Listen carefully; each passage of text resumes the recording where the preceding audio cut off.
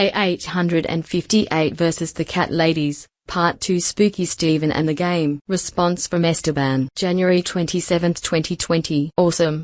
Awesome work, Steve. You get so much wrong, but you nonetheless do honor me. I am proud to be your adversary.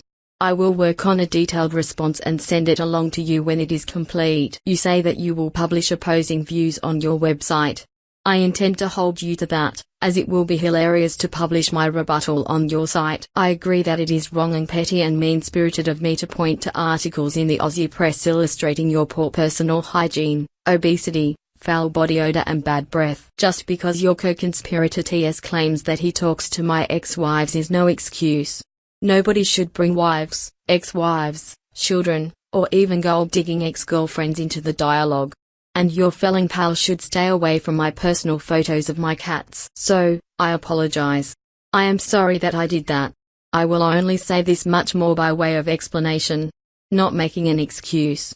Just explaining. It was your absurd synaptic leaps, which you perform yet again in this whack job of a piece, that compelled me to smack you a good one. You right. Esteban admitted that he was stationed at the Presidio base during the 80s and knew exactly where Michael Aquino's cubicle was. He claims to be a warlock/magician. It is no secret that I was a student at the Defense Language Institute in 1986, a time frame when noted Satanist Michael Aquino was also assigned to a military unit on the Presidio of San Francisco military base. It is in my public biography. I never admitted that I knew the location of Aquino's cubicle, and you know it. How could I? I do not know.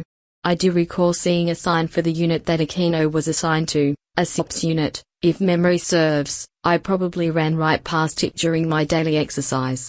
But I could not point to its former location using Google Earth. You know this, and I reinforced this with you previously, but it just fits the narrative that you build around me. It just suits your narrative building, and in your world proximity in geography and time equate to something. But to what? You tell us. He claims to be a warlock/magician. Do I? Where does the word warlock ever pass my lips? Nowhere, because I never use that term, and particularly not to describe myself, as I do not consider myself to be a warlock. Some of us employ more precision in terminology than you do. But you are casting shade on me, associating me with Michael Aquino, who was also a graduate of the Q course, so telling a small lie is just too tempting. As for the word magician, I was called magician by colleagues for personal reasons that had nothing to do with the occult, and consulting my public biography will confirm a career in special operations, of which I am decidedly unashamed. But I will not object to your pinning that term on me, as it can have many meanings, and I do not consider it an insult. But you sure do. You proudly display your whopping ignorance when you characterize John Dee's hieroglyphic monad as satanic. So I am an admirer of Dame Frances Yates. Horrors. She was associated with the Warburg Institute. She published on Raymond Lull, and Giordano Bruno and Francis Bacon. Shiver me timbers. This is also stupid. Truly ignorant.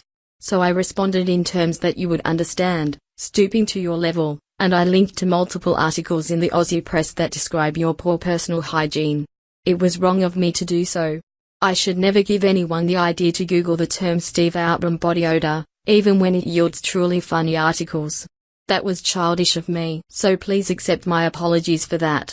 While neither you nor I compare to your convicted cyberstalking felon pal TS in terms of clinical obesity, we are admittedly no longer svelte.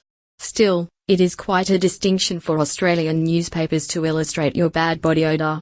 As someone who was also discussed in newspapers of the day, I know how that feels, though no one ever said that I had bad breath or that I refused to shower.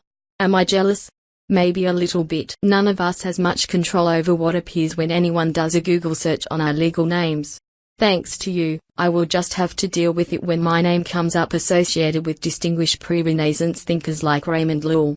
And I do not help myself when I occasionally mark my work with John Dee's Monas Sigil or the iconography of 3301. Those readers of yours with deeper perspicacity may be prompted to wonder why. The rest will laugh about your bad hygiene. Take a shower, Steve. Are these enough facts for you? I will get straight to work on a detailed rebuttal.